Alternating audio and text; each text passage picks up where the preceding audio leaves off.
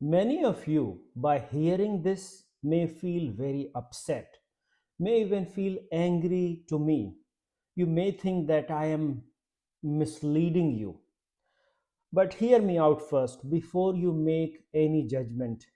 And I am here to hear all your opinions and your thoughts. Millions of us are desperate to feel better. Our health is not good. We feel it in our body and we want to feel better. And we are desperate to do anything which will make us feel better. And some of us, we take protein powder. Have we fallen victim to clever marketing? Or is this something more people need to do? Are we falling short on our protein requirement? So, hear me out today. We are going to discuss that in short and clarify a few things. So, without wasting any time, let's get started.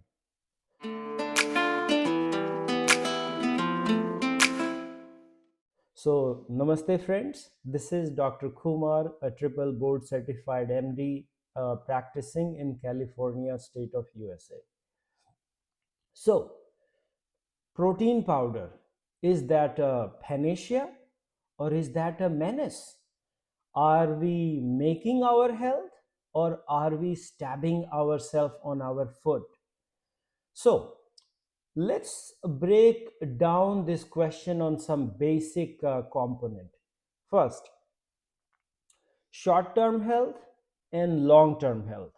So these are two different topics. You may have a target of muscle growth. You want a bigger muscles. You may be competing for some competition where you need to show off your muscles. That's one target. But another target is living long with lots of energy, avoiding the commonest killer of our age, like heart disease, heart attacks, heart failure, and cancers, including lung cancer, colon cancer, women and men specific cancers, blood cancers, and then lung diseases, and mental illnesses, and stroke, and so on and so forth. So those targets are separate than short-term targets. So if your target is to have more muscles, I'm not going to argue with you. I don't have enough data for or against it. But if your target is to live long with the best health possible, then my friend, protein powder, I have no confusion that you are harming your health. At least that is my opinion. I want you to read the literature and make your own judgment. But answer me, do you know any long term population who has lived 200 plus years and they were on protein powders? No, in fact, we know from multiple studies that is one of the most consistent finding in medical literature, that low protein level is consistent with longer lives, especially those branch chain amino acids, methionine, valine, leucine, isoleucine. Your branch chain amino acids, lower you take, the lower your IGF-1 level, the lower you stimulate your acute growth phase, and more you keep your system in sustain and maintain, which is compatible with the longer lifespans. So, in my humble opinion, as a board certified internal medicine and lifestyle medicine specialist, protein powders are not helpful for most healthy people. I do consider protein powder in one-to-one basis, which happens very infrequently in less than 1% of my patients for a very specific requirement. If your aim is to live long and be in as good health as possible for decades and decades, even century, I'm not talking centuries, centuries. So far, science has not shown that we can live 200 years. less than 140 years. That's what we know so far.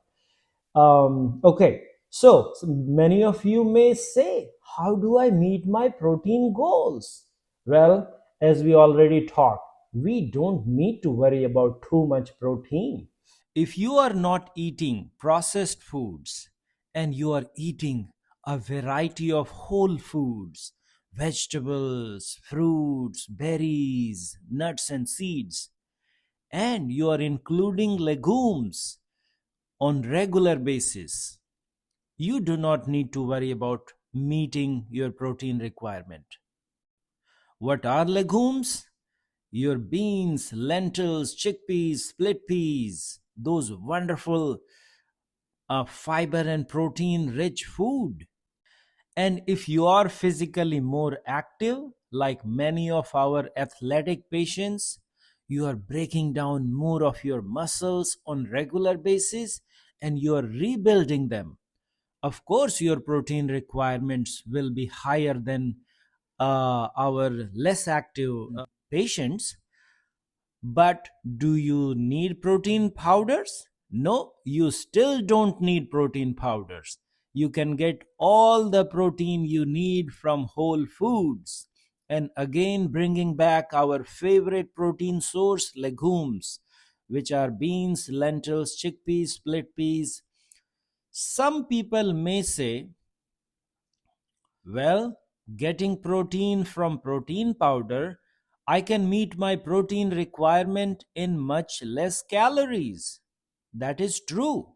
But you will also be getting much less nutrients, the nutrients which are needed for your healthy body. I am talking about micronutrients here.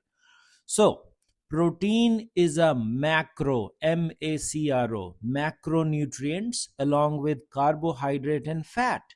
And most people just tend to focus on macronutrients, either low carb or high carb, low protein or high protein, low fat or high fat like keto diet.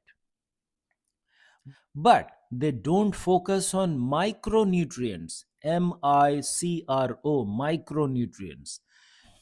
If you eat whole foods, not only you meet, but you exceed your protein requirements, however active you may be.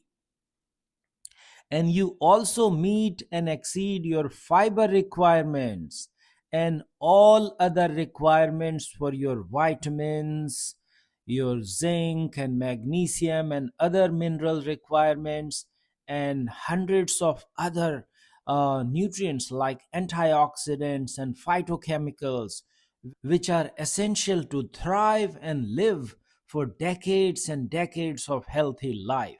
So, why am I talking about legumes here? Why not chicken meat? Well, fish, chicken may be okay for once in a while, but not on regular basis because of our epidemic of fiber deficiency. And meat, chicken, they come with lots of cholesterol, and we know our cholesterol epidemic and heart disease, and the cholesterol is the number one cause of heart disease. And heart disease is the number one killer across the world.